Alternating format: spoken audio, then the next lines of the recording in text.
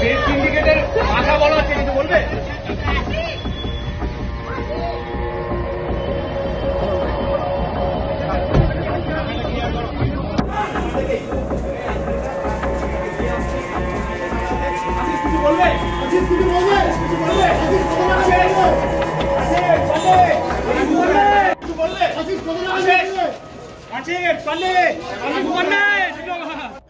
गुरुवार को सीबीआई ने आशीष पांडे को गिरफ्तार कर लिया है। आशीष पांडे, जो कि आरजी कर का डॉक्टर और टीएमसीपी लीडर हैं, उन पर आरोप है वित्तीय घोटाला का। ये आरोप उनकी पॉलिटिकल और प्रोफेशनल जिंदगी पर एक बड़ा प्रश्न उठाते हैं। सीबीआई ने आशीष को 7 अक्टूबर तक अपने कस्टडी में रखने का और मामले को आगे बढ़ने का फैसला कर चुके हैं। ये घटना ने सिर्फ उनको नहीं बल्कि पूरी टीएमसीपी को बड़ा झटका दिया है।